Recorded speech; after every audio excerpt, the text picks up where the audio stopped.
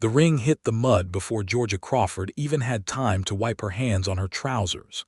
She had been driving the fence post into the saturated earth with both palms wrapped around the mallet handle, rain-soaked hair plastered against her jaw.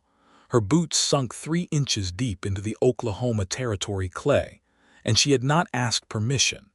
She had not knocked on the farmhouse door and introduced herself politely. She had simply seen a man's fence post leaning at a dangerous angle in the storm-softened ground, seen his entire cattle barrier about to collapse into the creek wash, and she had done what any sensible person with 2 good arms and a working brain would do. She had fixed it. David Hartwell had come around the corner of his barn holding a lantern against the gray afternoon sky, fully expecting to find a coyote or a loose board or nothing at all.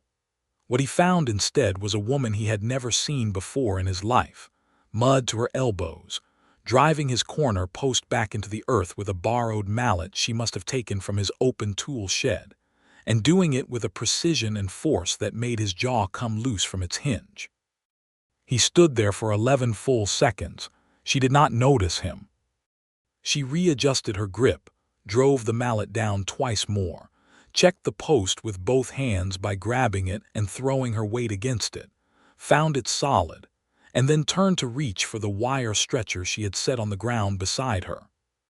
That was the moment David Hartwell stepped forward, reached into his shirt pocket, pulled out the small ring that had belonged to his grandmother and had been sitting in that pocket for 6 months while he tried to figure out if he was brave enough to find a woman worth giving it to, dropped to one knee in the mud and said, "Will you marry me?" Georgia Crawford stared at him. She still had the wire stretcher in her right hand. Her left hand was covered in red Oklahoma mud. A strand of dark wet hair was stuck to her cheekbone. The rain had mostly stopped, but the clouds were still pressing low and gray across the sky, and a single crow was watching from the fence line with what appeared to be mild interest. "I haven't finished," she said. "I know," David said. "The wire still needs to be reattached to the post." "I know that too. You don't know me." "No," he said, "but I know what I just saw." Georgia Crawford looked at this man kneeling in the mud in front of her, holding a small ring that caught no light because the sun had given up for the day, and felt something shift very dangerously in the center of her chest. She looked back at the fence wire that still needed stretching and attaching. She set her jaw. "Let me finish the fence," she said. "Then we'll talk."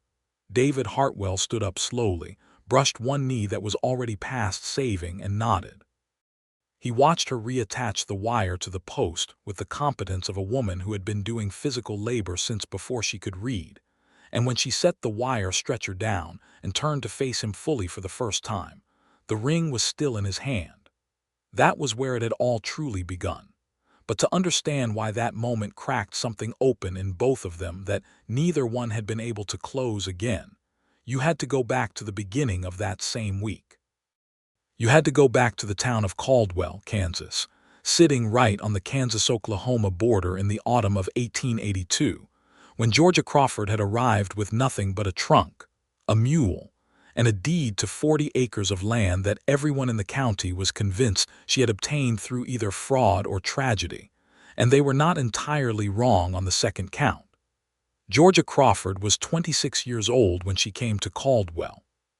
She had been born in Tennessee, had spent her childhood on her family's farm outside of Nashville, and had lost both her parents to a fever outbreak in the spring of 1878 when she was 22. She had a younger brother named Samuel who had been 15 at the time, and in the 4 years between that loss and her arrival in Caldwell, Georgia Crawford had done everything a person could do to hold what remained of her family together on a farm that the bank was quietly circling like a patient vulture. She had sold the Tennessee property when it became clear she could not service the debt and pay for Samuel's schooling at the same time. She had made exactly one calculated gamble with the proceeds, purchasing a land certificate for a 40-acre parcel in the newly opened sections of the Oklahoma Territory, adjacent to the Kansas border, in a region that the railroad's promotional literature described as rich with possibility. The railroad's promotional literature had been written by someone who had not personally visited the land in question during a wet autumn, But Georgia was not the kind of woman who blamed circumstances. She was the kind of woman who drove fence posts. Samuel was now 19 and enrolled in a law program in Kansas City, funded entirely by Georgia's careful management of what little remained after the land purchase, and she was making a go of the 40 acres alone. The first person she had met in Caldwell proper was a woman named Ruth Alderman, who ran the dry goods store with her husband Pete, and who had looked at Georgia coming through the door with the kind of measuring gaze that small towns applied to newcomers like a second skin.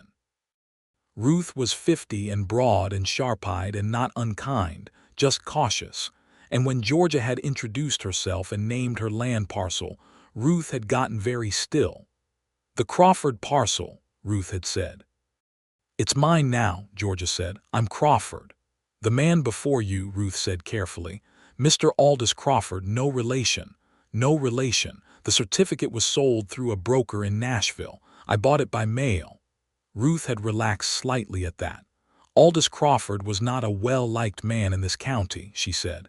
He had dealings with a cattle operation that did not sit right with a number of people. He left owing debts. "I wanted to make sure you understood the name might carry some weight in the wrong direction." Georgia had considered this information for exactly the amount of time it took her to decide it was not her problem.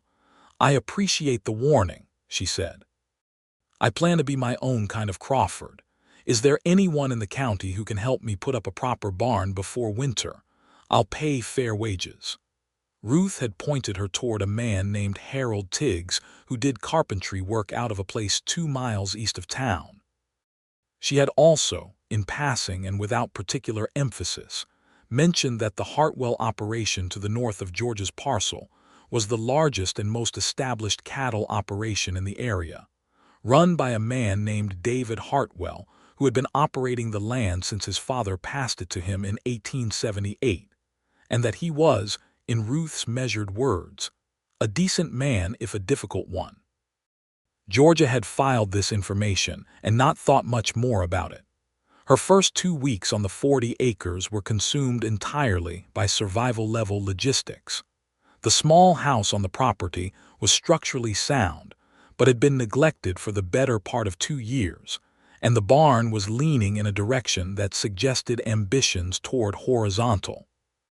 She had hired Harold Tiggs and his nephew for 4 days of barn work, paid for lumber from the mill in town, and spent her evenings by lantern light reviewing what remained of her finances and planning the spring planting schedule with the focused intensity of someone who understood that failure was not an abstract concept but a real and nearby cliff.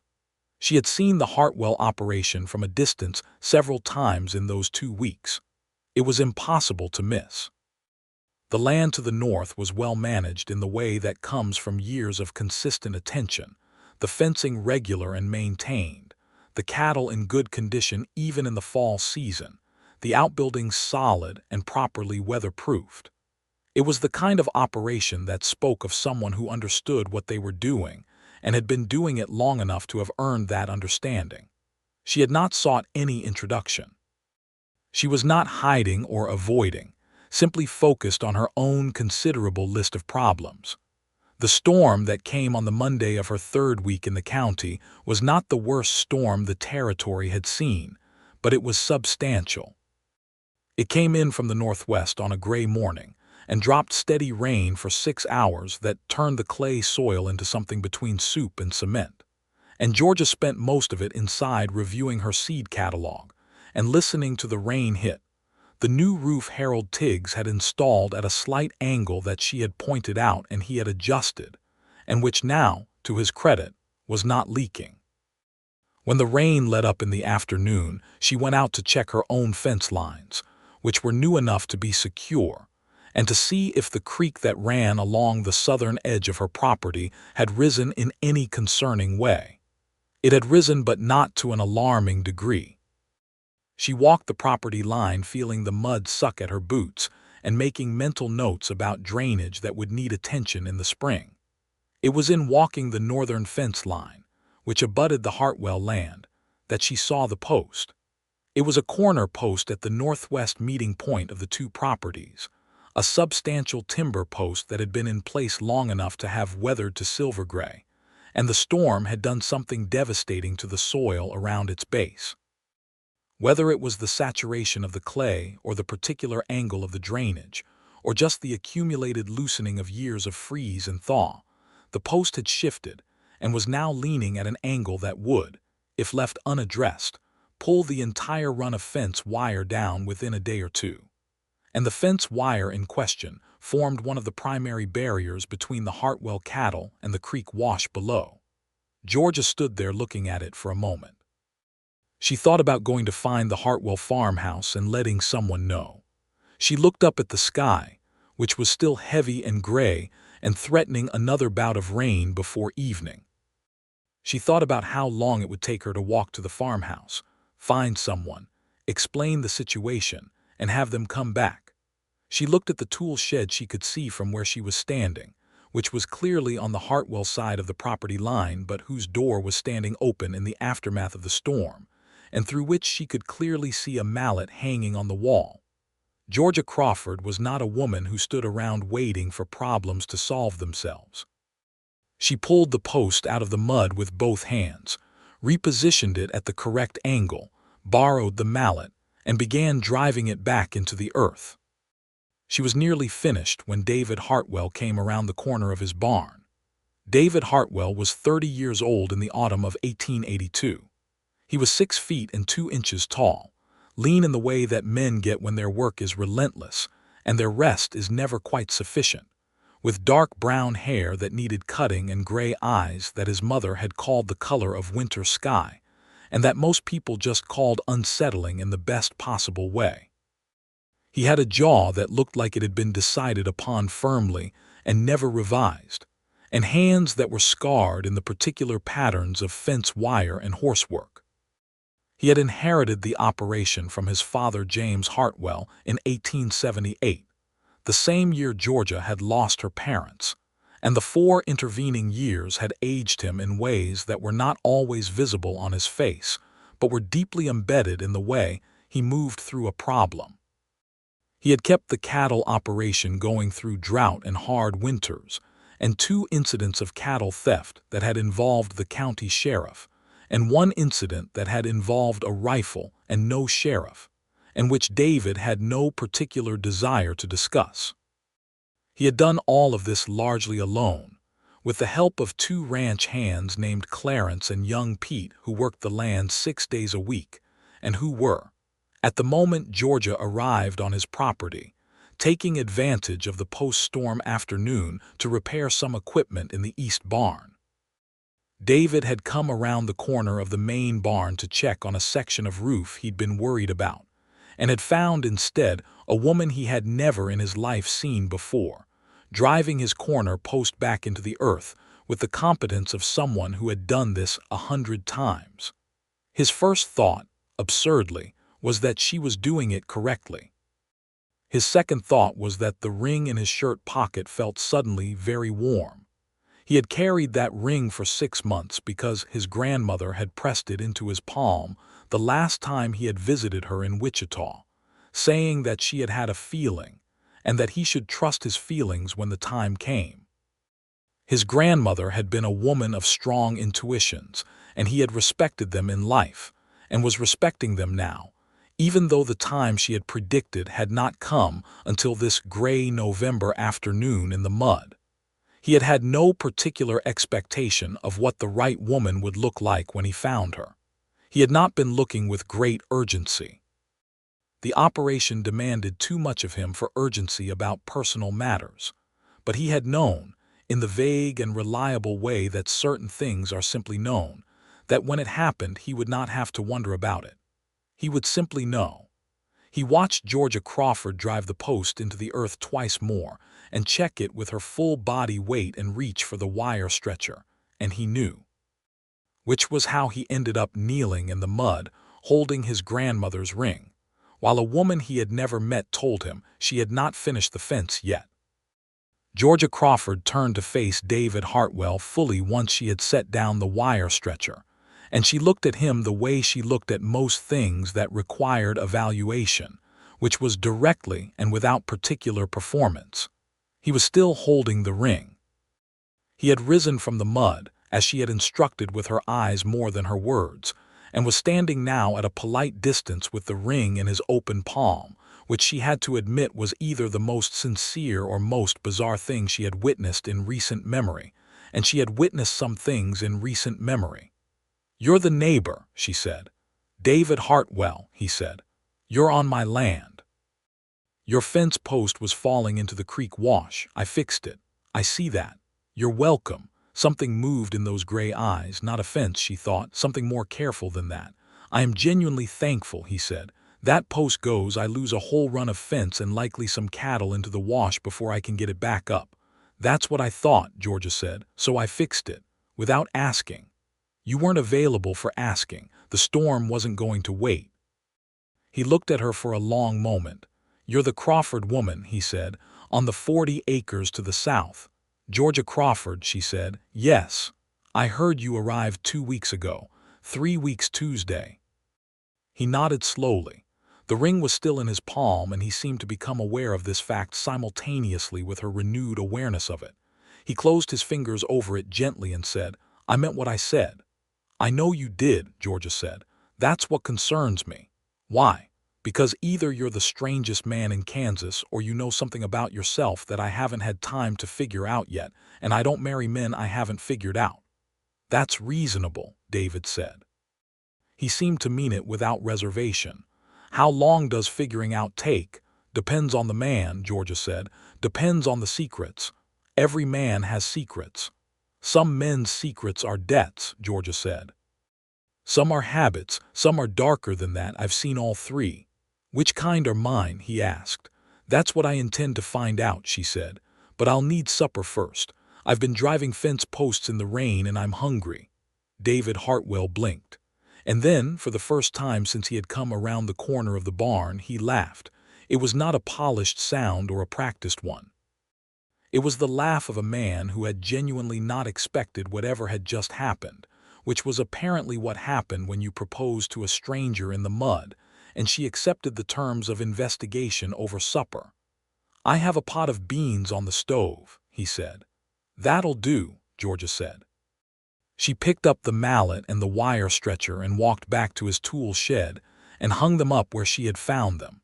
And then she followed David Hartwell into his farmhouse with her muddy boots and her wet hair and the particular alertness of a woman who was either about to make the best decision of her life or the most instructive mistake.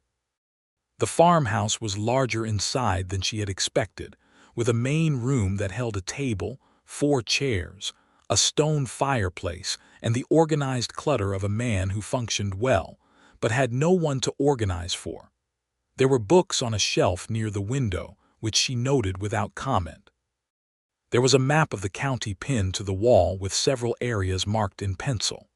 There was a good iron stove with, indeed, a pot of beans on it, and the smell was not unfamiliar or unwelcome. Clarence and young Pete came in from the east barn shortly after Georgia arrived and accepted her presence with the philosophical adaptability of men who had worked for David Hartwell long enough to know that their employer did not do things in conventional sequence. Clarence was 42 and had a gray beard and said very little. Young Pete was 22 and said considerably more, including an introduction of himself that involved his full name of Peter Aldous Whitmore, which caused Georgia to go still for a moment. "Aldous," she said. "Is that a family name?" "My uncle," Pete said, and then something in his face shifted. "Aldous Crawford. He had the land before you did." "I see," Georgia said. "He was my mother's brother," Pete said, and the way he said it carried layers of complexity that were not appropriate for a first meeting over beans. Georgia looked at Pete Whitmore steadily. "Was he a good man?" Pete was quiet for a moment. "He was family," he said, which was not the same thing, and they both knew it. "I bought the land legally through a broker," Georgia said. "I did not know your uncle. I had no dealings with him of any kind." "I know," Pete said. "I know about the sale. David told me."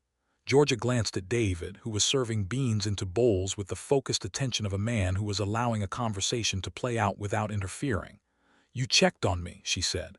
When your deed was filed at the county office, David said. Yes, I wanted to know who was coming in on my southern border. That's not unusual.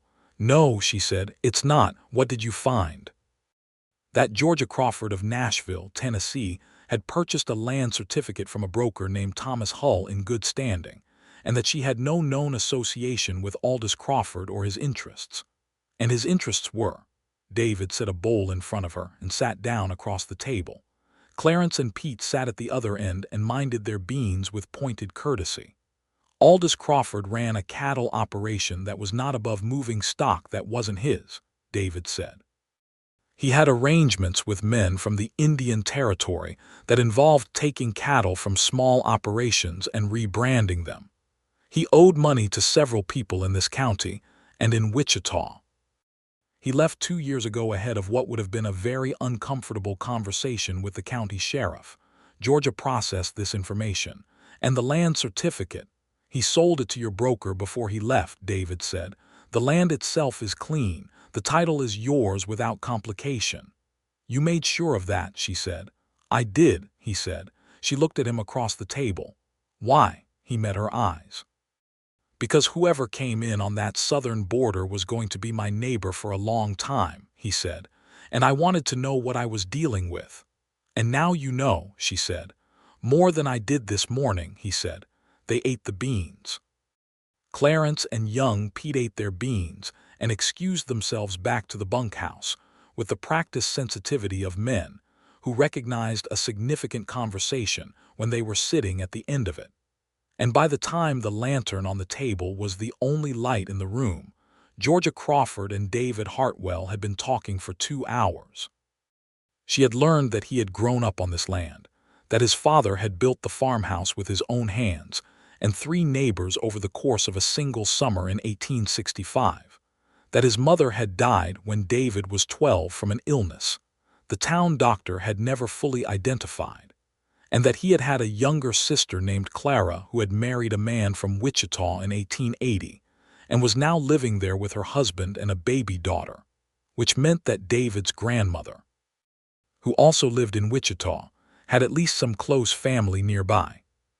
She had learned that he had turned down 2 opportunities to sell the land to a cattle consortium from Kansas City, both times because the consortium's terms would have required him to terminate the employment of Clarence and Pete, and he had declined to do that. She had learned that he read more than his shelves suggested, because the books he actually read were stacked on the floor beside his chair, and they were not all ranch manuals. There was a collected Dickens in there that had been opened enough to have broken its spine. He had learned that she had been managing a farm effectively since she was 17, that she had sold the Tennessee property out of strategic necessity rather than defeat, that her brother Samuel was the thing she was most proud of, and that she had made the decision to come to the Oklahoma Territory, not because she was desperate, but because she had done the arithmetic and the 40 acres in a developing territory was a better long-term investment than trying to buy into land in Tennessee that was already priced beyond her reach.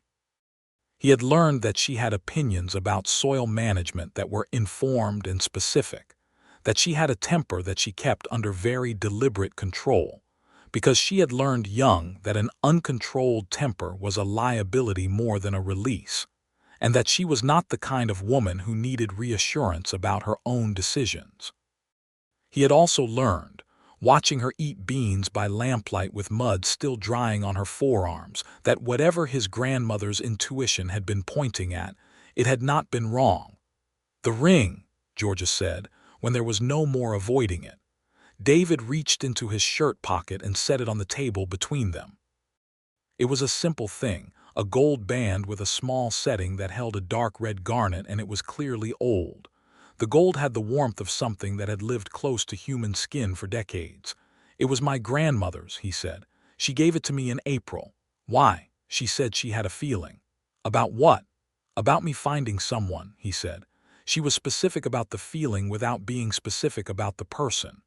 Georgia looked at the ring without touching it. She sounds like an unusual woman. She is, he said. You'd like her. Georgia looked up at him. "You're very confident." "No," he said quietly. "I'm not confident about much. I'm certain about this." "Those are different things," she said. "Yes," he said, "they are." Georgia sat back in her chair and crossed her arms and looked at him with the full weight of her consideration. "You should know some things about me," she said. "Tell me." "I'm not easy," she said. "I have a specific way of doing things and I don't apologize for it. I will not become a different person because I am someone's wife. I have plans for that 40 acres that I intend to execute. I expect to be treated as an equal in every practical matter. I am not interested in being managed or handled or guided towards someone else's conclusions about what I should want." David listened to all of this without interrupting and without a single change of expression. When she finished, he said, "Anything else?" She searched his face for signs of condescension or the particular amusement men sometimes put on when a woman stated her terms, as though the stating was itself charming rather than serious. She found neither. "No," she said. "I don't want someone easy," David said. "Easy doesn't work this land. Easy doesn't drive a fence post into rain-soaked clay because the cattle might get into the creek wash. I've been running this operation alone for 4 years, and the hardest part of it isn't the work. The hardest part is that there's nobody to think alongside." Georgia uncrossed her arms. "I'm not proposing because I need a housekeeper," David said. "I'm not proposing because I'm lonely, though I am, or because it's time, though it is. I'm proposing because you came around the corner of my fence line and I watched you solve a problem I hadn't even known about yet, and something in me that has been waiting a long time stopped waiting." The lantern flame moved in a small draft from somewhere. "I can't say yes tonight," Georgia said. "I know. I need time. I need to know you better.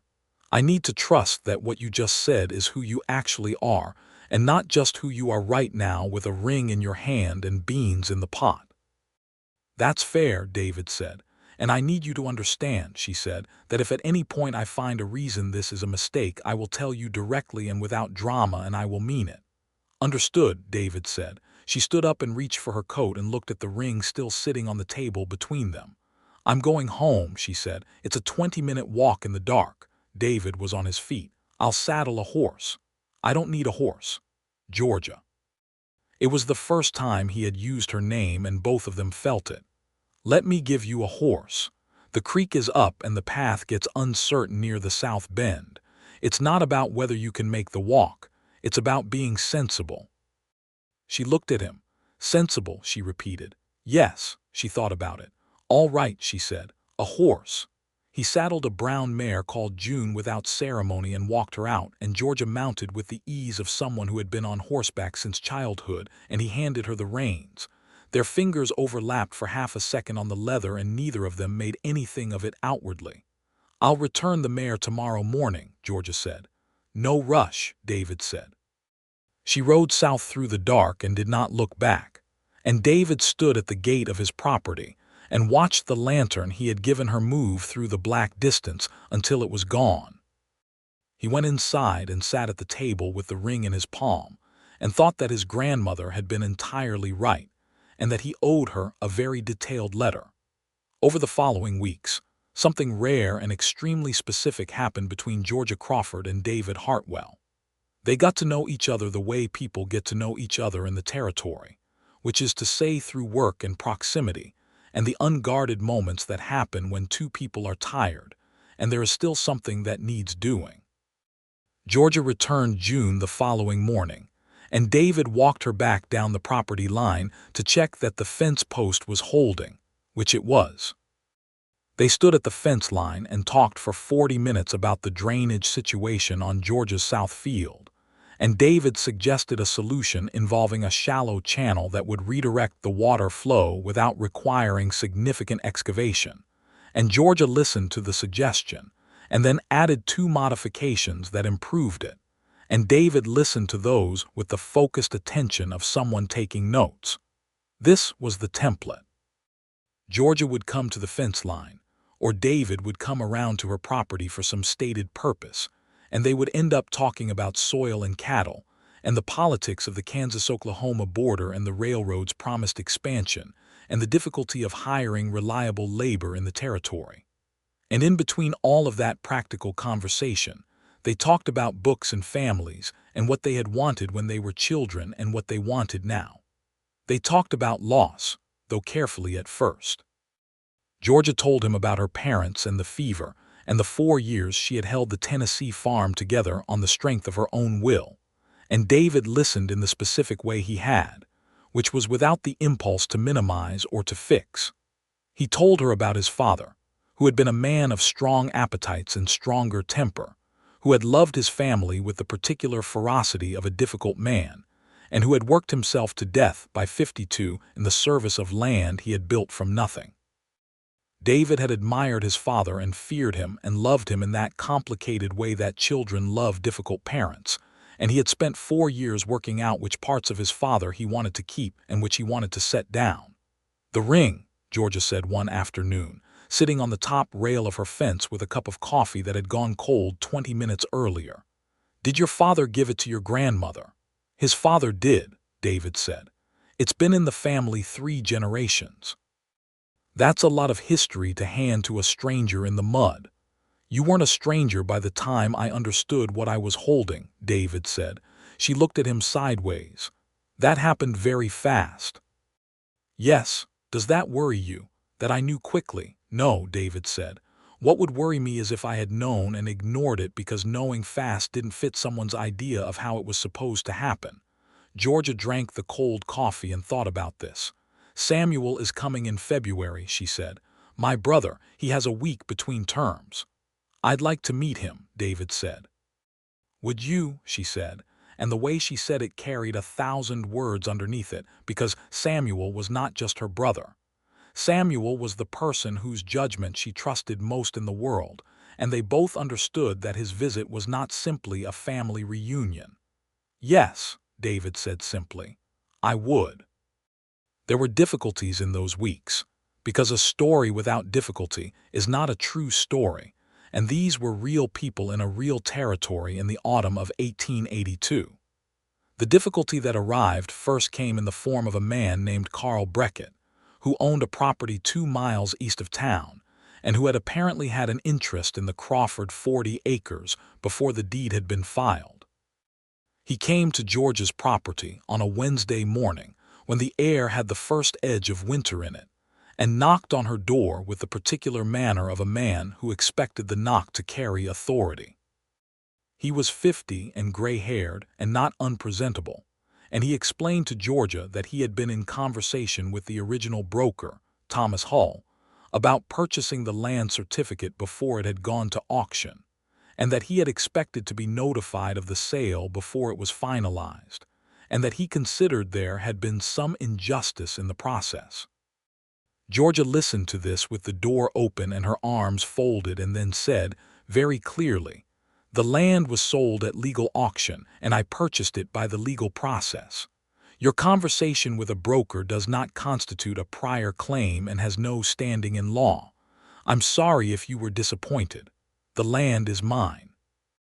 Carl Breckett looked at her with an expression that contained several things she recognized, including the particular offense that certain men experienced when a woman did not give way where they had expected giving way.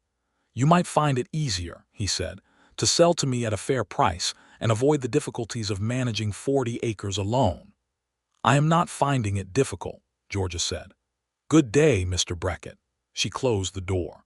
But Carl Breckett did not immediately stop being a difficulty. He went to town and made comments to certain people about the Crawford woman and the legitimacy of her purchase. And while most of Caldwell was sensible enough to know that an auction sale was an auction sale, there were enough people who took an interest in Carl Breckett's perspective to make George's visits to town in the following week slightly more complicated than they had been before. Ruth Alderman, at the dry goods store, told her about it directly. "Carl Breckett is suggesting that the broker Hull may have had information about the land's productive value that was not disclosed in the auction literature," Ruth said. "He's not making a legal claim, but he's making noise." "What productive value?" Georgia asked. Ruth hesitated. "There's some talk," she said, "about a water source on the southern portion of your land, a spring. Beckett apparently knew about it before the sale and had plans for it. Georgia went home and walked the southern portion of her land that afternoon and found, in a depression she had noticed but not investigated, the beginning of what was clearly a small but reliable natural spring, still flowing at the end of a dry autumn, which meant it was fed from something deep enough to be consistent. She stood over it in the gray afternoon light and understood immediately why Carl Beckett had wanted this land, and what exactly he had lost in losing it. And she also understood why the broker Thomas Hull had not disclosed this particular feature in the auction materials. Whether that had been an error or a manipulation, she could not say without more information. What she could say was that the spring was on her land and it was hers, and that this made the land considerably more valuable than she had paid for it. She told David about it that evening when she rode June, whom she had quietly taken to using as her own horse with David's unspoken permission, up to the Hartwell fence line. David listened without surprise. "I knew about the spring," he said. She looked at him very carefully. "You knew?" "Not its extent," he said. "I knew there was water on the southern portion of that parcel. It was one of the reasons I watched what happened with the sale when Aldous Crawford left. A spring like that in this territory is significant. Why didn't you tell me?" "I found out you had purchased the land at the same time the deed was filed," he said. "By the time I knew you were coming, you were already coming. There wasn't a conversation to have until you arrived. And once I arrived, I was going to tell you," he said, "when it was the right moment. I didn't want to lead with it because it's your land and your discovery, and I didn't want the first thing I said to you to be about something that might sound like I had an angle." Georgia was quiet for a long moment. She was looking at the fence line, at the post she had fixed, at the wire she had reattached in the rain. "Do you have an angle?" she asked. "No," he said. "Be specific," she said. "Because a spring that size on land adjacent to yours has an obvious value to a cattle operation that needs water, and you are a man with a cattle operation that needs water." David looked at her directly. "If I had wanted the water, I would have bought the land," he said. "Beckett wasn't the only one who knew about the spring. I knew about it before he did. I chose not to bid on the land because what I need is not more acreage. What I need is good management of what I have. The spring is a bonus for whoever holds the Crawford parcel. It is not my reason for anything." She read his face for the hidden motive, for the trap she had been trained by experience to look for the dark past that turned the present into something engineered. She found none of it. What she found was a man sitting on a fence rail in the cold, waiting for her to decide whether he was telling the truth. "All right," she said. "All right," he repeated. "I believe you," she said. "But I want it understood between us that if at any point in the future I discover that any piece of what you just said was a manipulation, we are done.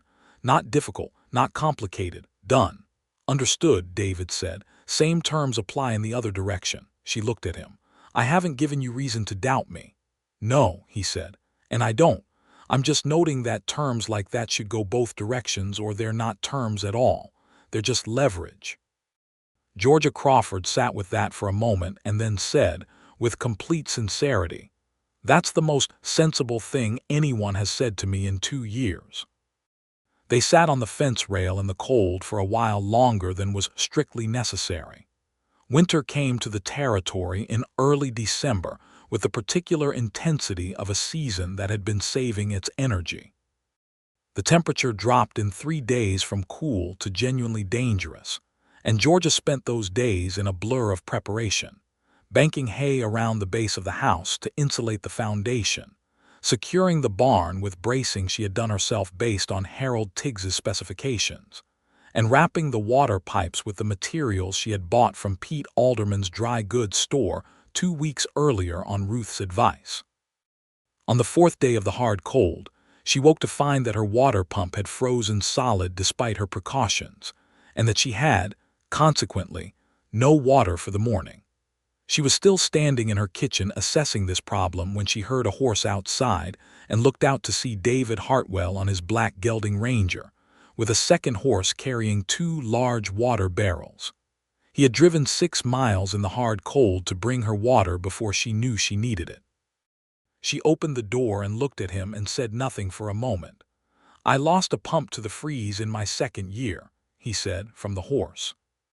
"You've wrapped the pipes, but the pump housing itself needs a different treatment. I should have told you last week." "You should have," she said. "I know. May I come in?" She stood back from the door. He came in and they thawed the pump housing together over an hour using careful heat and patience. And while they worked, he explained the technique for next year. And she listened and asked precise questions. And by the time the pump was operational and the water barrels were stacked in the cellar as emergency reserve, the afternoon had gone mostly. Georgia made coffee and they sat at her kitchen table, which was smaller than his and had a view of the field through the south window, and the cold light came through the glass and lay across the surface of the table between them. "You came before I knew I needed it," she said. "I remembered the freeze schedule from last year," he said, "and I thought of you." She wrapped both hands around the coffee mug. "That's becoming a habit," she said. "Thinking of you?" "Yes." He looked at her steadily. "It was a habit before I met you," he said. "I just didn't know who I was thinking about." Georgia Crawford looked at David Hartwell across the small kitchen table in the hard winter light and felt the thing in her chest that had been shifting since the mud and the fence post and the ring settle into something more like permanence. Not certainty exactly, but permanence. "There is something I haven't told you," she said. He waited. "The land was not the only gamble I made with the Tennessee money," she said. "There was a man in Nashville before I left. We had an understanding for almost a year, and I believed it was heading towards something permanent. His name was Lawrence Beck, and he came from a family with money, and he was," she paused, choosing words with care, "exactly as kind as he wanted to appear, until the moment it became inconvenient for him to continue being kind." David's expression did not change, but something behind his eyes sharpened slightly. "He did not harm me physically," Georgia said clearly. "I want to say that plainly so you are not imagining something worse than what happened. What happened was that when the Tennessee property went under debt and the reality of my financial situation became clear to him, he discovered that his feelings toward me had become considerably more ambiguous than he had previously indicated. He withdrew. He did so in stages, over 3 months, in a way that was designed to be deniable. Every step could be attributed to something reasonable. By the end, I understood clearly that he had been measuring the whole time, and I had not passed the final measurement." David was very quiet. "I tell you this," Georgia said, "because I need you to understand why I have not simply said yes. It is not because I doubt what I see in you. It is because I have trusted my own judgment before and found it insufficient. I am being more careful now than I would need to be in a world where Lawrence Beck had not happened." "That's reasonable," David said. "I know it's reasonable," Georgia said. "I'm not asking you to tell me it's reasonable. I'm asking you to know it so that my caution is not mysterious to you." "It isn't," he said. "And for what it's worth," he paused, and she could see him selecting his words with the same care she had used.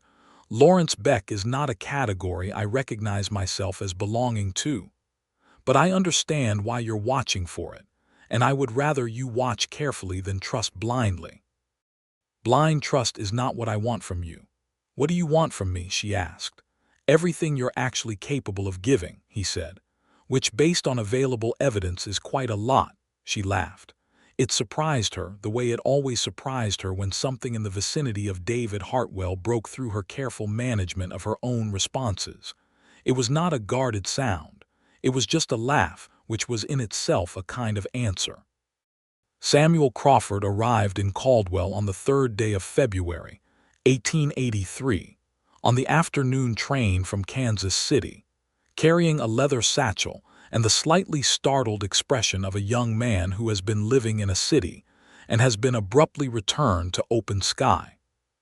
He was 19 and looked somewhat like Georgia in the jaw and the eyes, but was otherwise his own person, taller than her by 6 inches, with a thoughtful manner and the slightly worn look of someone who was working very hard at something they believed in.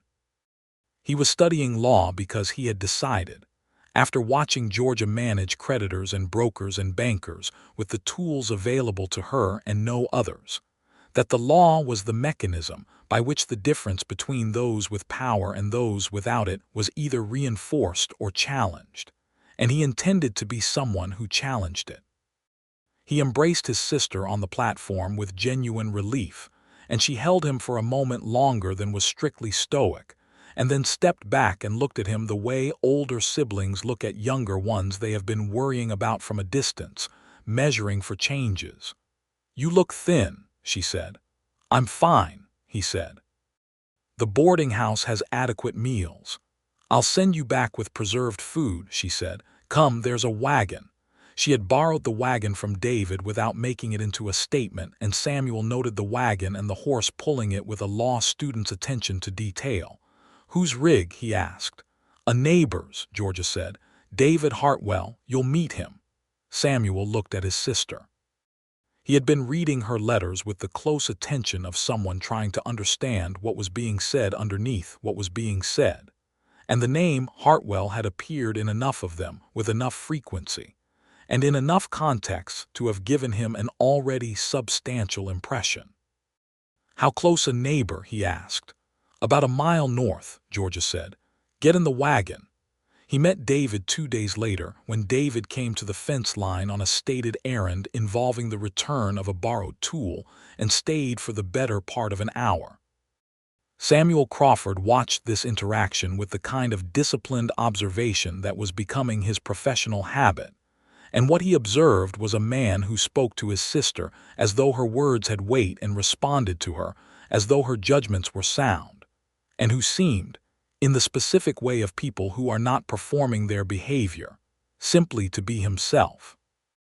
After David had gone back north along the fence line, Samuel said, "He's in love with you." Georgia did not look up from the fence wire she was inspecting. "I know. Are you in love with him?" She was quiet for a moment. "I'm getting there," she said. "Georgia," Samuel said. "What?" "You've been getting there since before you wrote me about the spring," he said. "You've been there." She finally looked up at him. Her little brother, who was half a foot taller than her and studying the law so he could make the world more fair, who she had worked herself to the bone for and would work herself to the bone for again without a second's hesitation. "He proposed in the mud," she said. "The first day." Samuel stared at her. "Before he knew you. He said he knew enough." "What did you say?" "I told him to let me finish the fence first." Samuel sat down on the ground in the February cold because there was no fence to sit on where they were standing, and he sat there for a moment processing this information, and then he started laughing in the full-body way that he had laughed at things since he was a small child, which was one of Georgia's favorite sounds in the world. "Georgia Crawford," he said when he could speak. "Don't," she said, but she was smiling. "He proposed in the mud before he knew your name." "He knew my name," she said. "He'd checked the land records." "Of course he had," Samuel said and laughed again. "Are you going to say yes?" Georgia looked north along the fence line. "I'm going to say yes," she said quietly. "But I'm going to say it in my own time and in my own way and not because someone proposed in the mud. I'm going to say it because I've decided." "When will you decide?" "Soon," she said. She decided on a Saturday in the middle of February, which was not a dramatic day and did not have any remarkable weather. It was simply a cold, clear day with good light, and a sky that had gone the particular blue of deep winter in Kansas. And Georgia was in her south field walking the fence line with a cup of coffee she had carried from the house, checking for any damage from a small ice storm 2 days earlier. She was standing at the corner post, the one she had fixed in the mud in November, looking at the work she had done that had held through the whole of the winter, when she heard David come around his barn exactly as he had done that first afternoon. He stopped when he saw her there. She looked at him across the fence line. She thought about everything she knew about him now, which was considerable and which she had assembled over 3 months of specific and deliberate observation. She thought about the water barrels in the hard cold and the conversation about blind trust and the way he had sat with her at her kitchen table in the winter light and not tried to simplify anything she said. She thought about the way Clarence and Pete talked about him when they did not know she was listening, which was with the straightforward respect of men who had seen their employer make decisions under pressure and approved of the results. She thought about the books on his floor and the map on his wall and the grandmother's ring that had been in his shirt pocket for 6 months before she gave him a reason to take it out. She thought about Lawrence Beck for exactly long enough to confirm that the comparison produced nothing. They were not the same category of person. David, she said. He was still standing where he had stopped. Georgia. Yes, she said. He went very still. Yes, she said again, more clearly, because one of the things she had decided was that there was no use in being understated about important things. I'll marry you. David Hartwell walked to the fence line without hurrying, because he was not the kind of man who hurried through important moments, and he reached into his shirt pocket and produced the ring, which he had continued to carry every single day since November on the grounds that his grandmother's instructions had been to trust his feelings, and his feeling was that it was not done yet. He held the ring across the fence and she took it and looked at it in the clear winter light, at the red garnet and the gold that had lived on 3 generations of hands before hers. It fits, she said. I know, he said. My grandmother told me it would. Georgia looked at him over the fence post she had driven into the earth in the rain. Your grandmother, she said, sounds like she knows some things. She does, David said. I'd very much like you to meet her. I'd very much like to meet her, Georgia said. They stood at the fence line in the February cold and looked at each other, and neither of them said anything for a minute because there was nothing that needed saying.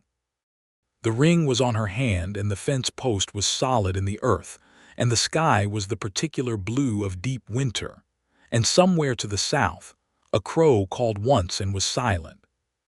They were married in Caldwell on a Saturday in April, 1883, in a ceremony at the small church on the main street that was attended by Ruth and Pete Alderman, Harold Tiggs and his wife and his nephew, Clarence and young Pete from the ranch, Samuel Crawford, who came back from Kansas City specifically, and who stood beside his sister with an expression of profound satisfaction, and a telegram from David's grandmother Margaret Hartwell in Wichita, who was not well enough to travel but whose telegram, read aloud at Ruth Alderman's insistence, contained the sentence, I told him to trust his feelings, and he has demonstrated that he can follow instructions, which is more than could be said of most men, and which caused everyone in the church to laugh except David, who looked as though he was seriously considering becoming embarrassed, which was, Georgia thought, one of the most charming things she had seen him do. David's sister Clara came from Wichita with her husband and their baby daughter, and Clara was a smaller and quicker version of David with the same gray eyes and a manner that was warm and direct in equal measure, and she had embraced Georgia within 30 seconds of meeting her with the straightforward affection of someone who had been hoping for this outcome for a considerable time. He wrote me about you in November, Clara said quietly, during a moment before the ceremony when the 2 women were standing together in the small room beside the church entrance. He wrote me the day after. What did he say? Georgia asked. He said he had found someone, Clara said. He said she had driven a fence post into the mud in the rain without asking, and he had proposed on the spot. She looked at Georgia with those gray Hartwell eyes. He said he knew before he finished the sentence. He told me that too, Georgia said. David is not a man who says things he doesn't mean, Clara said. That's the most important thing I can tell you about him. I know, Georgia said. It took me 3 months to confirm it, and I'm satisfied that it's true, Clara laughed. I like you enormously, she said. The ceremony was short and uncomplicated, as both Georgia and David had decided in advance that it should be. And afterward there was a meal at Ruth Alderman's, where the beans were considerably more elaborate than the first beans Georgia had eaten at David's kitchen table, and where Samuel made a toast that was articulate and warm, and that ended with the observation that he had spent 3 months reading his sister's letters looking for warning signs and had found none, which he considered to be a verdict in David's favor more convincing than any he might have constructed himself. Carl Breckett did not attend. He had been quiet since the winter, when a polite letter from Georgia through the county office had made it clear that any informal pressure regarding the Crawford land would be responded to through the appropriate legal channels, a letter that Samuel had helped her draft. Breckett was not a fool and understood that Georgia Crawford, who was now also Georgia Hartwell, was not a woman who made empty statements. They moved her possessions from the 40-acre house to the Hartwell farmhouse in the first week after the wedding, which was practical rather than romantic, because the Hartwell farmhouse was larger and better established, and the 40 acres would be managed as a connected operation. Georgia's house on the south parcel became the residence of Clarence, who had been sleeping in the bunkhouse for 8 years, and who accepted this development with the quiet satisfaction of a man who had been patient about his own comfort for a long time. The spring on the south parcel became the water source for a small irrigation channel that David and Georgia designed together over 3 evenings at the kitchen table with pencils and paper, and one significant disagreement about the angle of the main channel that ended with Georgia being correct, as David acknowledged without resentment, because he was constitutionally capable of being wrong without it damaging anything important. They wrote the irrigation design as a co-decision and filed it at the county office jointly, which caused some comment in Caldwell because joint land management by a married couple was not the norm. But Ruth Alderman told anyone who brought it up to her that it was nobody's business, and that the Hartwells were running a productive operation, and that was the relevant fact. Margaret Hartwell, David's grandmother, recovered enough by June to make the trip from Wichita on the train, and Georgia met her for the first time on the platform in Caldwell, with the ring visible on her left hand, and Margaret Hartwell's eyes going straight to it, with the satisfaction of someone whose prediction has been vindicated. Margaret was 73, and had the compressed vitality of someone who had simply decided not to let age have too much authority over her. She was small and white-haired and sharp-eyed, and she embraced Georgia with both arms and said directly into her ear, "I am very pleased with you." Georgia said, "I'm very pleased with you too." Margaret pulled back and looked at her and laughed. "David said you were direct," she said. "He did not adequately convey the degree." "He's working on his descriptions," Georgia said. 40 years too late to fix that," Margaret said, "but you'll do." Margaret stayed for 2 weeks, and during those 2 weeks Georgia learned more about David than she had learned in all the months before, because Margaret told stories about his childhood with the cheerful specificity of a woman who understood that information was a gift. She told Georgia about the year David was 14 and had single-handedly delivered a calf in a January storm because his father was in town and the ranch hands were snowed in at the bunkhouse, and how James Hartwell had come home to find his son covered in blood and mud and entirely satisfied with himself. She told Georgia about the time David had ridden 40 miles in a day to return a horse that his father's operation had inadvertently acquired through a confused deal at a livestock auction, because David at 18 had decided the horse had not been theirs to keep even if the paperwork was ambiguous. She told Georgia about the books David had ordered by mail when he was a boy, spending money from his own small savings on Dickens, and on a natural history volume, and on a farming almanac that he had read 3 times through. David bore all of this with the resigned dignity of a man who understood that his grandmother was going to say what she was going to say, and that the best policy was to let it happen. And Georgia loved him considerably more by the end of the 2 weeks than she had at the beginning, which she had not anticipated, and which she told him so, sitting on the porch in the June evening watching the fireflies come up from the south field. "I'm not sure whether to thank her or be embarrassed," David said. "Thank her," Georgia said. "She told me good things." "She told you everything," David said. "Not everything," Georgia said. "She skipped the story about the incident with the horse that you mentioned she knew about, the one that involved the rifle." David was quiet for a moment. "That one she promised not to tell." "I noticed," Georgia said, "so now you have to."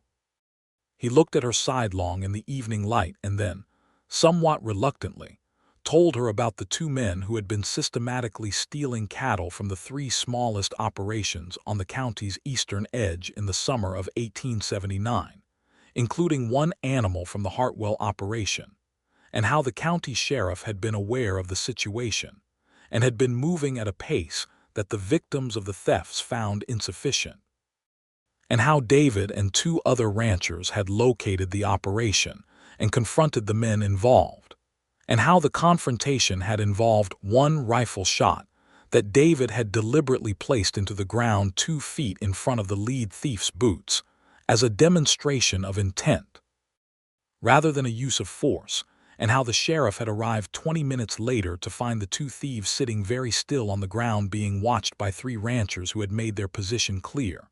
"No one was harmed," David said. "But it was close," Georgia said. "It was close to the alternative," David said. "The alternative was the thefts continuing indefinitely. I don't regret the choice I made, but I prefer the law to work well enough that I don't have to make choices like that again." Georgia thought about Samuel and the law and the things she had thought when she was watching a bank take her parents' land and her options for responding to it. "I understand that," she said. "I thought you might," he said. In the high summer of that year, Georgia discovered she was pregnant, and she received this information with the mixture of joy and pragmatic assessment that characterized most of her responses to significant news. She sat with it for 3 days before telling David, during which time she reorganized the storage in the cellar, finished 2 letters she had been putting off, and made a detailed list of what would need to be adjusted in her work schedule over the coming months. She told David on the 4th day at supper, plainly and directly, as was her habit. David put down his fork and looked at her across the table, and his face did something complicated and beautiful that she was not sure she had the right words for, a kind of opening up of everything he usually kept at a managed distance from his expression. And after a moment he stood up and came around the table and knelt beside her chair, which made her think of the mud and the November rain and the first impossible moment. Except that this time she was not surprised and she was not calculating and she was simply present with him. "Are you all right?" he said. "Are you well?" "I'm perfectly well," she said. "I've been well for 4 days while I was organizing the cellar." "The cellar," he repeated. "I needed to do something with my hands," she said. He laughed, which was the response she had expected, and then he put both of his hands around hers on the table and looked at her with everything he was in his face. No management, no reserve, no careful distance. "Georgia," he said. "I know," she said. They wrote to Samuel, who wrote back within a week with a letter that expressed joy in the specific language of a young man who was trying not to sound as emotional as he was. They wrote to Margaret, who sent a reply that contained the sentence, "I expected this news approximately when it has arrived, and I consider it entirely satisfactory," which was as close to effusive as Margaret Hartwell got. Clara sent a letter that was considerably more effusive, and also contained a list of practical advice that Georgia read carefully and categorized by relevance. The baby arrived in the late winter of 1884, on a February night that was cold and long, and which Georgia handled with the same applied determination she brought to difficult fence posts. And when it was over and the county midwife, Mrs. Harkin, had done her work, and the farmhouse was quiet with the particular quiet of a new person in it, David sat beside the bed holding his son. They named him James, for David's father, with Samuel as the middle name, because Georgia wanted the name of the person she was most grateful for woven into the name of the person she would spend the rest of her life being most grateful for. James Samuel Hartwell was born with David's gray eyes and Georgia's jaw, which the midwife said was unusually early for such features to be determinable, but which Mrs. Harkin considered sufficiently decided upon to be noted. Samuel came from Kansas City in March to meet his nephew, and he stood in the farmhouse kitchen holding James with the profound carefulness of a young man who has never held a very small person before and who is not going to admit how affected he is by the experience, and Georgia watched her brother hold her son and felt something complete itself in her chest. "He looks like you," Samuel told her. "He looks like David," she said. "He looks like both of you," Samuel said, which was accurate. David came in from the barn and saw his brother-in-law holding his son, and the expression he had on his face was the same open and unmanaged thing that Georgia had seen that night at supper when she had told him, and she thought that this was who he really was underneath the gray eyes and the steady manner and the careful words. A man who felt things completely and had simply been waiting for someone safe enough to feel them near. The spring of 1884 brought new difficulties and new satisfactions in the proportions that the territory always delivered them, which was without particular regard for preference. Carl Breckett had sold his property and moved south toward the Texas Panhandle, which resolved that particular ambient friction permanently. The irrigation channel from the South Parcel Spring was functioning at exactly the capacity Georgia had calculated, which she noted with satisfaction, and David agreed with without editorial comment. Harold Tiggs's nephew finished an expansion to the main barn that Georgia had commissioned, and that increased their hay storage capacity by 40%, which meant they were considerably better positioned for the following winter. Clarence, living in the South Parcel house, had quietly begun improving the kitchen garden there, which none of the three of them spoke about directly, but which all three of them understood to be Clarence settling into something that had the shape of home. Young Pete Whitmore had, in the fall of 1883, started a courtship with a young woman from one of the properties east of town named Helen Garrison, and by the spring of 1884, this had become a formal engagement that was announced at a small gathering at the Alderman store, where Ruth served cake and Pete Alderman shook Pete Whitmore's hand, with the approval of a man who had known the younger Pete since he was a boy doing errands. Helen Garrison was 21 and had a bright, practical manner that Georgia liked enormously, and the two women had discovered early in their acquaintance that they shared certain opinions about the management of land and livestock that neither of them had expected to find validated in company.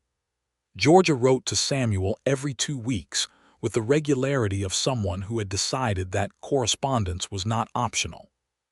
Samuel wrote back with news of his studies and his professors and the particular complexities of studying law, in a period when the law was being tested and extended and argued in all directions at once. And these letters were some of Georgia's favorite reading, spread on the kitchen table in the evening, while David read his books and James slept in the cradle that David had made himself from the good pine lumber Harold Tiggs had ordered in from Wichita. David had made the cradle in 3 evenings in the barn by lantern light, and Georgia had watched him work on the second evening without saying anything, just standing in the barn doorway with a blanket around her shoulders in the winter cold, and David had looked up and seen her there, and neither of them had said anything because there was nothing that needed saying. They had gotten very good at that, at understanding what each other was in a moment without needing the moment to be spoken. Margaret Hartwell came again in the summer of 1884 to meet her great-grandson, and she held James with the practiced ease of a woman who had held many babies and found them all interesting, and she looked at Georgia across the child's head with an expression that contained 73 years of having been right about important things and being too elegant to say so directly, except that she then said, "I told him to trust his feelings," and Georgia said, "Yes, you did." And they understood each other perfectly. James grew into a sturdy and curious boy with his father's steadiness and his mother's inclination to solve problems immediately upon identifying them. He was walking confidently by 14 months and into everything that could be gotten into by 18 months, and had, by his second birthday, developed the habit of accompanying Georgia on her fence line inspections with small and determined steps that Georgia matched without complaint. David watched these inspections from a distance on several occasions and felt the thing in his chest that had no word better than gratitude, though it was larger than the word. In the late summer of 1885, Georgia discovered she was pregnant again, and this time she told David the same evening without the 3-day organizational interlude, partly because the cellar was already organized and partly because she had decided that informational processing of significant news could be conducted with a partner. David received this news in the same open and unmanaged way he had received the first, and Georgia said, "You are consistent," and he said, "I try to be," and she said, "You succeed," and that was a kind of love statement too. The second child was a daughter, born in the spring of 1886, and they named her Margaret Clara after both grandmothers. And Margaret Clara Hartwell arrived with George's dark hair and a pair of lungs that she deployed with impressive conviction, and which David said was the most reassuring sound he had heard in years, that a child with those lungs was in no danger of being overlooked. Samuel had finished his law studies and passed his examination in the spring of 1886, and had been taken on by a firm in Kansas City that handled cases involving land disputes and contract law, which was precisely where he had intended to land, and which Georgia received with the fierce and specific pride of a woman who had organized her entire adult life around making this outcome possible. She wrote him a letter that was 3 pages long and that said, among many other things, "You have done this yourself, Samuel, and do not let anyone suggest otherwise. The money I provided was the timber. You built the house." Samuel wrote back and said, "The timber was everything," and then asked about Margaret Clara and whether her naming had required negotiation, and Georgia wrote back and said, "It did not. David suggested it before I had a chance to, which is one of the many reasons I keep him." She showed David this letter, and he read the last line and smiled the full version of his smile, which was a thing he did infrequently enough that its appearances were notable, and which Georgia had never once gotten tired of. Carl Breckett had, in an irony that Georgia noted with quiet satisfaction, purchased a property in the Texas Panhandle that had turned out to have no reliable water source at all, which was information that passed through the territory network of knowledge, with the gentle inevitability of information that people considered instructive. Ruth Alderman told Georgia this in a single sentence, and then immediately changed the subject, which was the appropriate amount of attention to give it. The irrigation system on the south parcel had by 1886 become genuinely productive, providing consistent water for a vegetable garden that Georgia managed, and that supplied not only the Hartwell household, but a modest regular sale to the Alderman store, which Georgia had negotiated with Pete Alderman in the specific and unsentimental way she negotiated everything, and which Pete Alderman had agreed to with the respect of a man who understood value when it was presented clearly. David had expanded the cattle operation modestly, not aggressively, adding 20 head over 2 years to bring the total to a number that the land could carry comfortably without strain, which was the kind of decision that defined his management philosophy. Not maximum extraction, but sustainable management.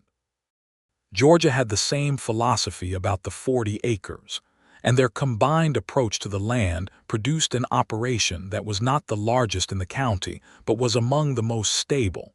And stability in the territory in the 1880s was not a small thing. The 1887 winter was the hard one, the one that the territory would talk about for the next decade, when the temperature went into genuinely dangerous territory and stayed there for 3 weeks, and the cattle losses across the county were significant.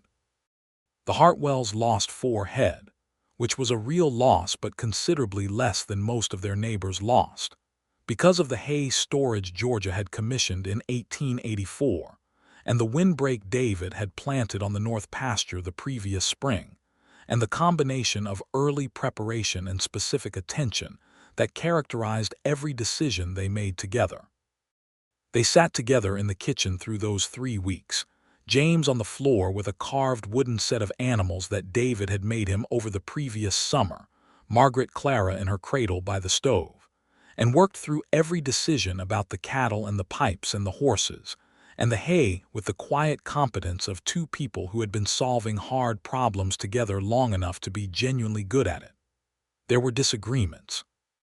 There were moments of fatigue and frustration that became sharper than intended and had to be acknowledged and stepped back from. There were evenings when the cold pressed against the windows and the wind made sounds that were not encouraging and the lantern light was the whole world, and they sat in it together without pretense. That was, Georgia would say in later years, what love in a hard place actually looked like. Not the mud and the ring, though that was the story people liked to tell, and she understood why. But the kitchen in the hard winter, with the children and the lantern, and the list of problems that still had to be solved in the morning, and the person across the table from her who was real and present and completely known. Samuel came to visit in the summer of 1887 after the hard winter, and he was now a practicing attorney of 23 with a beginning reputation in Kansas City for being unusually thorough. And he had about him the confidence of someone who had found their form and was inhabiting it fully. He played with James in the south field with an enthusiasm that made Georgia smile from the porch, and he held Margaret Clara with considerably more confidence than he had held James 2 years earlier, and he sat at the kitchen table with David for 2 hours one evening, discussing the legal situation of land rights in the territory, with the genuine engagement of two people who had something real to say to each other. Georgia listened to this conversation from the adjacent room where she was putting the children to bed, and she thought that these two men who had come into her life through entirely separate doors had become, without particular ceremony, genuinely fond of each other. David had taken Samuel seriously from the first evening they had met, and Samuel had recognized that as the valuable and not universal thing it was. Margaret Hartwell had not been able to make the summer journey of 1887 because her health had become more limiting, and in October of that year, she died in Wichita with Clara and her family present, peacefully and on her own terms, which was consistent with how she had done everything. Georgia and David and the children had been to Wichita in August, knowing that the summer might be the last comfortable visit, and Margaret had held Margaret Clara on her lap and told James a story about the farm she had grown up on as a girl in Kentucky, and had looked at Georgia at the end of the afternoon with the clear eyes of a woman who had said everything she meant to say. David grieved her quietly and steadily, and Georgia did not try to make it smaller than it was, sitting with him in the evenings for as long as was needed and saying what was true, which was that his grandmother had been a remarkable woman and that she, Georgia, was grateful for her beyond the capacity of polite expression. "She gave me the ring," David said one evening, "and she knew." "She knew," Georgia agreed. "I don't know how. Some people know things," Georgia said. "I'm glad she was one of them." He was quiet for a while, then he said, "I'm glad you fixed the fence post." Georgia looked at him. "I'm glad you had a fence post that needed fixing." He reached over and took her hand in both of his, the way he had the night she told him about James, and they sat in the October evening with the particular piece of people who have come through a long difficulty and are not taking the present moment for granted. James Hartwell started school in Caldwell in the fall of 1888 at the age of 4.5, which was younger than typical but not younger than the teacher. A woman named Eliza Ford would accept, because James had arrived at the schoolhouse on the first day of September with his mother, and had demonstrated, within 5 minutes of being introduced to Miss Ford, that he could already read at a basic level and do simple sums, which were skills Georgia had been teaching him at the kitchen table for the past year. Miss Ford, who was practical and not precious about her curriculum, had accepted him on the grounds that a child who was ready regardless of chronological precision. David had watched Georgia teach James at the kitchen table the previous year with the quiet satisfaction of a man who is seeing something he had hoped for become real. He had not had to ask whether she would teach the children herself. He had known she would, and that she would be good at it. By 1889, when Oklahoma Territory itself was open to legal settlement in the famous runs, the Hartwell operation on the Kansas border had been functioning for 6 years under David's management, and 3 of those years under the combined management of David and Georgia. And it was solid in the way that things built slowly and carefully are solid. The land rush that April brought thousands of people into the territory to the south, and Caldwell, sitting at the border, felt the pressure and excitement of this movement for weeks before and after the run. Georgia watched the wagons heading south with the complicated feelings of someone who had come to this same territory under different circumstances 4 years earlier. She understood what it was to be building something from a starting point of very little. She also understood, watching the Potawatomi and other indigenous peoples who had been living in the territory see it opened to settlement around them, that the story of the frontier was not simple or clean, and that the land rush was part of a pattern of displacement that had been ongoing for decades and would continue. She said this to Samuel in a letter, plainly, as she said most things, and Samuel wrote back that he was beginning to believe that the law as he was learning it was one of the few mechanisms available for addressing these injustices over time, though he acknowledged that the law had also been used to enable them, and that this was the central tension of his work. Georgia saved this letter and read it more than once. The 5th anniversary of their wedding came in April of 1888, and David had arranged, without Georgia's knowledge, for Samuel to come from Kansas City, and for Clara and her family to come from Wichita, and for Ruth and Pete Alderman to come to the farmhouse for supper on the anniversary evening. Georgia had come in from the south field with Margaret Clara on her hip and James at her heels, to find the farmhouse full of people she loved, and the table set with the good dishes that had been David's mother's, and a cake that Ruth Alderman had made with the serious application that Ruth brought to baked goods. She had stood in the doorway looking at all of this, at David standing in the middle of the kitchen with his hands slightly awkward in the way they got when he was doing something openly sentimental, and was not entirely sure how to hold himself through it. And she had set Margaret Clara down and crossed the room and kissed him in front of everyone, which caused James to make a noise of theatrical disgust, and young Pete Whitmore and his wife Helen, who had also been invited, to laugh and Clara to press her hands together with satisfaction. 5 years, David said quietly against her hair. You proposed in the mud, she said. I did, he said, and I told you I hadn't finished the fence. You did, and then I finished the fence, she said, and you were still there. I intended to be, he said. That, Georgia said, is the whole story. The cake was eaten, and the laughter was considerable, and James fell asleep under the table sometime between the cake and the coffee, and had to be carried to bed by his father with the careful precision of a man who knows how to carry a sleeping child without waking them. And Margaret Clara was nursed and settled by Georgia with the practiced ease of a mother, who had learned her particular child's rhythms by complete attention. After all the guests had gone or settled for the night in the various sleeping arrangements the farmhouse could accommodate, Georgia and David sat on the porch in the April dark with the sounds of the countryside around them, the cattle settling in the pasture, a wind from the south, the particular quiet of a place that is doing well. I want to show you something, David said. He went inside and came back with a piece of paper, and in the lantern light from the window Georgia could see it was a land document. What is this? She said. The deed to the south parcel, he said. I had it redrawn last month at the county office. Your name is on it. She looked at him.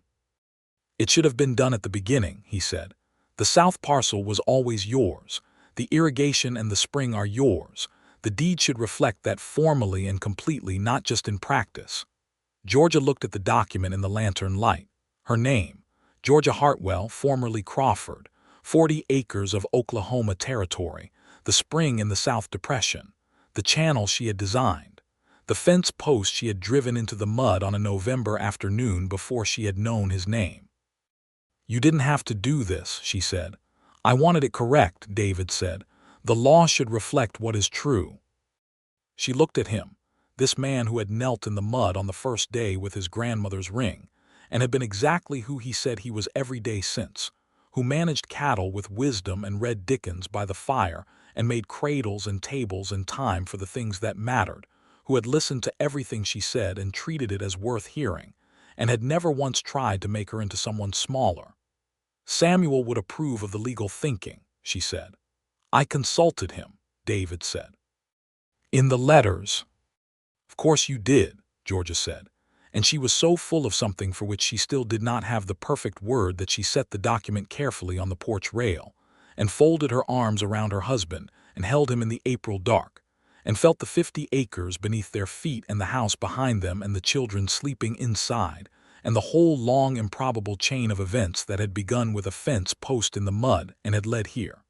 They stayed that way for a long time. The cattle were quiet. The wind from the south was gentle.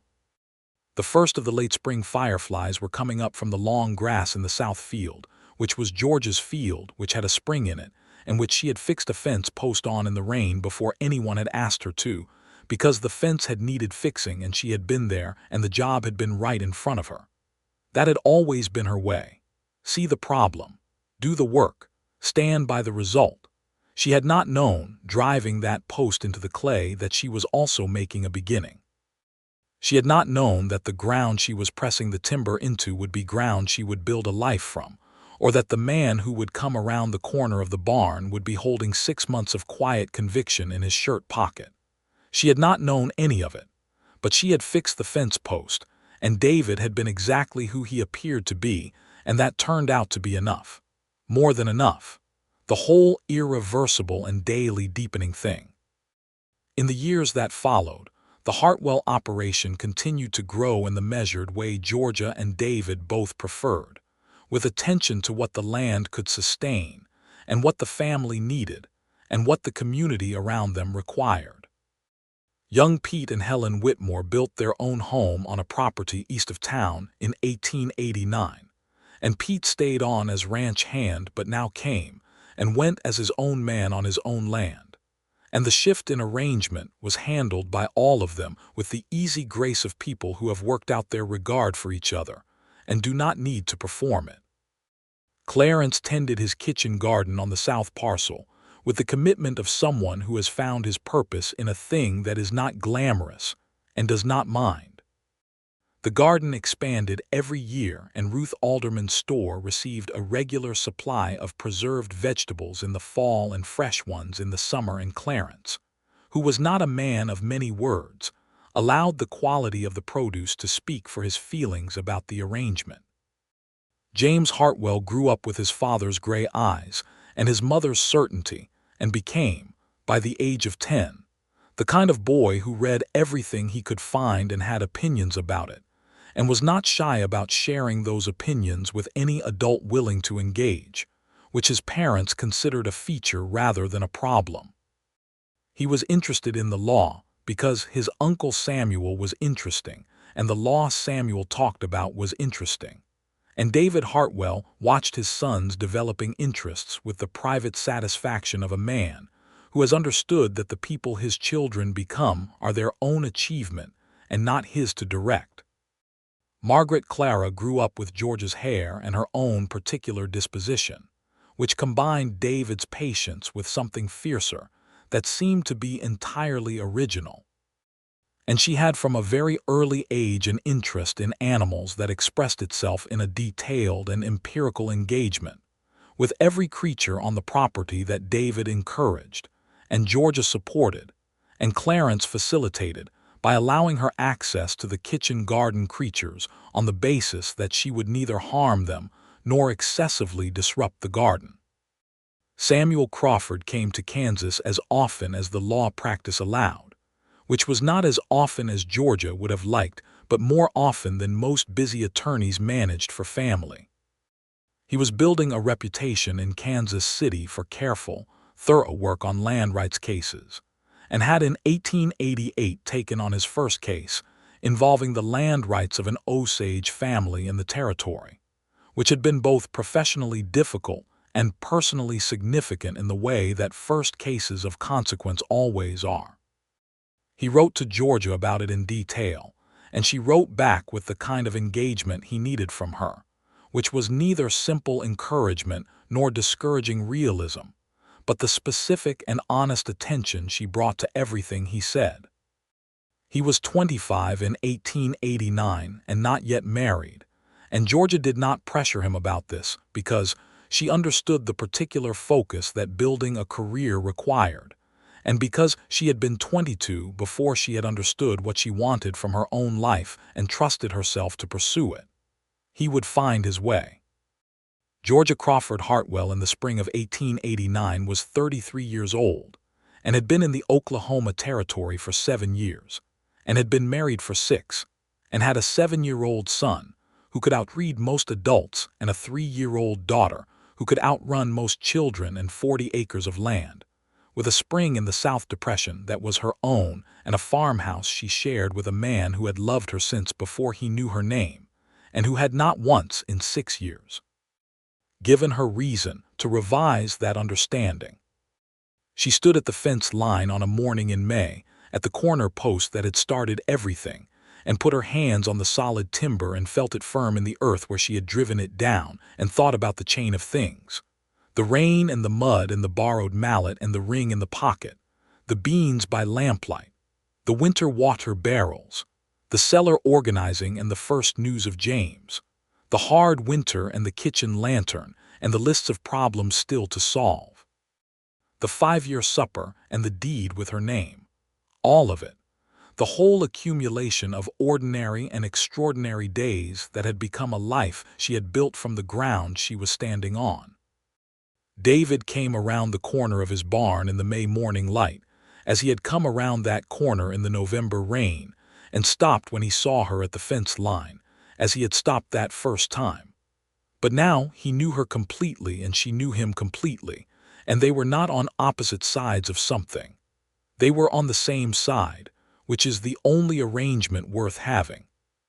He walked to the fence line and stood beside her with his hands on the top rail and looked out at the south field, at the good grass and the sunlight coming low and warm across the ground, at the evidence of everything they had built in the years since the mud and the rain and the fence post.